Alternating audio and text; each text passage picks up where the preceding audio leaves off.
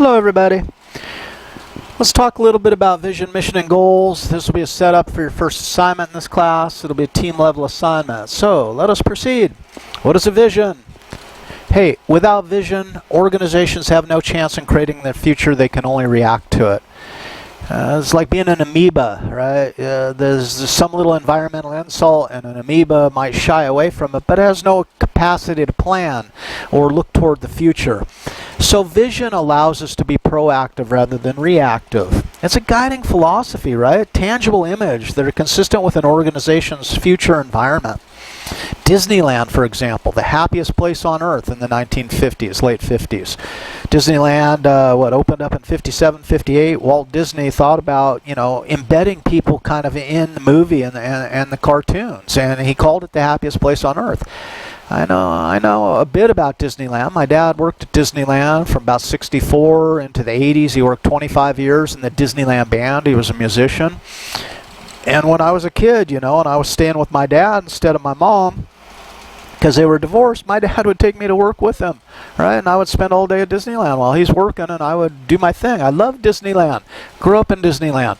And I actually worked in Disneyland as an adolescent in a couple different capacities. But it's a vision. So notice that Disney and the Disney Corporation then can make choices about what they do.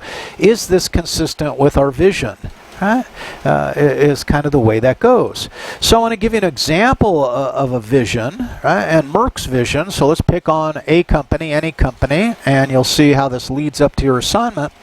Merck's vision is to make a difference in the lives of people globally through innovative medicines, vaccines, and animal health products, right? We're committed to being the premier research-intensive biopharmaceutical company and dedicated to providing leading innovations and solutions for today and the future. This is what Merck says they're about. This is their vision. This is where they want to be. This is what they want to continue to move towards. But note that visions are highly conceptual, kind of pie in the sky. What we really, when it's time to get down and dirty, it's how do we do this? And that's where a mission statement comes in. So a mission statement is designed to make a vision a tad more tangible, right? A mission statement defines an organization's purpose and reason for being, and it's a lot more about how they will get the job done than the job itself. Right? Now, we can find nuances to argue about in the differences between these definitions of these different levels, but in general, let's go with that. So then we looked at Merck's vision. Let's look at Merck's mission: to discover, develop, and provide innovative products and services that save and improve lives around the world. Right? The mission of Merck is to provide society superior products, services by developing innovations and solutions that improve the quality of life and satisfy customer needs, to provide employees with meaningful work and advancement opportunities. And wow, when I'm thinking about, should I work for this company? Should I apply here? One of the things I want you guys to do first off is go and look at their vision and mission statement and say, is this a place that I might like to work? And if they really mean this, if they want to provide me with meaningful work and advancement opportunities, that increases the company's appeal to me as a job applicant, right? And to investors, what they're saying is, look, we want to supply you superior rates of return, and that should be appealing to investors. So they're talking to multiple audiences in their mission statement, right? Is it true, though? Now, goals are derived from the mission statement. So we take a mission statement, and from that we can derive short and long-term goals both, and they represent the desired outcomes. Notice as we become more specific, a vision, it's hard to measure conformance to a vision, and even a little more difficult, a little less difficult to measure conformance to a mission. But when we start talking about goals, did we achieve it or did we not? And we can design measurable aspects of goals so that we know whether we did. So the more detailed we become, the better our measurements then can demonstrate how we're doing and also how we're improving. And that would be kind of Deming's idea, right? Is, are we demonstrating continuous improvement in relation to our goals? Okay? Now, values are about how it's done, and these enhance and constrain the way we behave, right? So values not only represent behavioral goals, they serve as boundaries, and they demarcate then behavior that will be acceptable or not. You know, this is where we want to go, and this is how we want to do it, but if it crosses this line, that's a no-go. That's, you know, DOA, right? Or if it enhances this value, then let's go for it. Now, the issue with values is a lot of people talk highfalutin values, but when it comes time to enact them, not so much, right? So it's cool to listen to a company's espoused values or your department's values, but is it what they really do? And there might be some distance between the two. Again, let's stick with Merck and look at their values. And we try never to forget that medicine is for the people. It's not for the profits. The profits follow, and if we've remembered that, they've never failed to appear. So if we successfully treat our people, the profits take care of themselves. Merck then is setting themselves up in their value statement as a people-first organization, consistent with what we talked about in the first lecture, the introduction to organizations, right? And that's from George Merck in 1950. Now, often we see businesses start and then, you know, the top people retire, they're replaced, and maybe the company strays away from its values. And that's something we look at. But look, they say patients first, respect for people, ethics and integrity, and innovation and scientific excellence. And if these people really operate according to these values, then Merck, make me a COVID vaccination and I'm going to have confidence in it. Because if you behave the way you say you behave, then we're likely to have a positive outcome, or more likely to have a positive outcome. So this is kind of the nested arrangement, right? From vision to mission, goals, values, all work together. And notice that Southwest Airlines began as a people-oriented organization, and they said things like, hey, we hire people who have a servant's heart. We can't teach people to have a certain personality. We hire for that personality because we believe it's consistent with our values and will enhance our mission consistent with our vision. So that's how those things kind of tie together. So when faced with a challenge, right, you can ask these questions within an organization. Could my conduct or decision harm anyone or anything?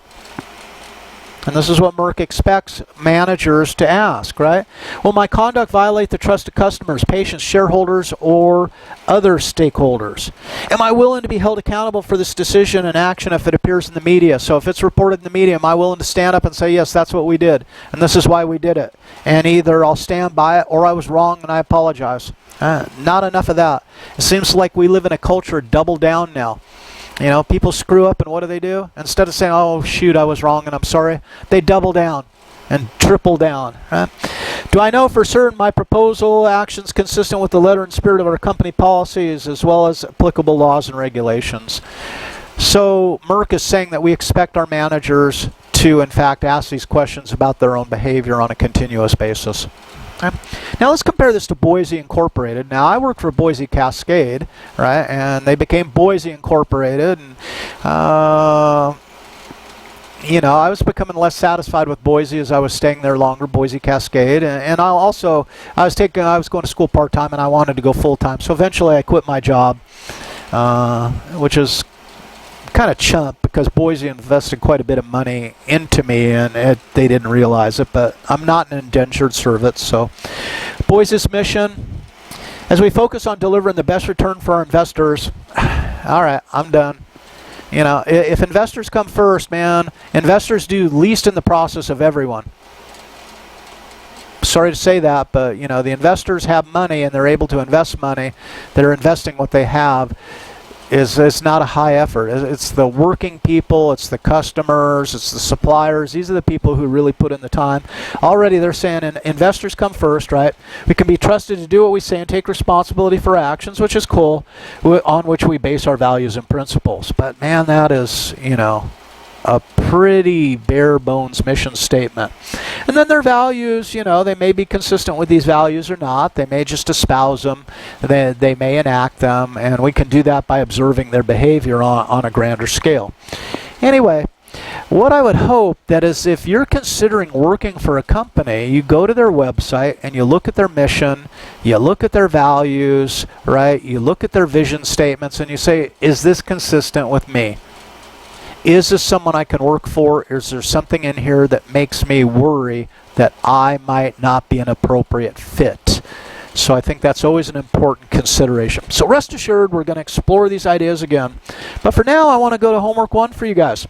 Right? And for this assignment, we're going to be using teams. We're going to work in teams, and we got so much to do in this class in understanding our work process. So consider that another layer. How do we form teams? What do we do on teams? How do we assess performance on teams? These are all part of the course, right? So we'll be exploring that as we move through. Now for this assignment, each team member will locate a mission statement and a list of espoused values from the company's website.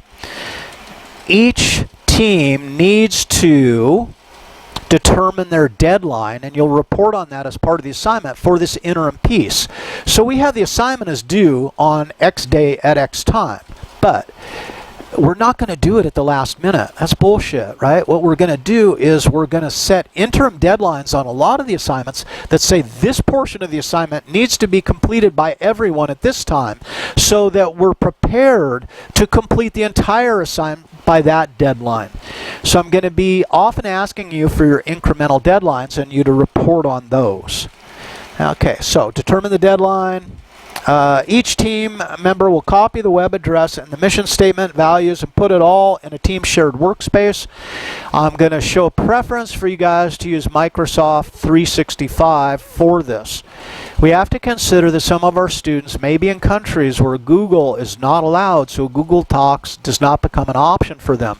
So we have to facilitate work ability for everyone, right?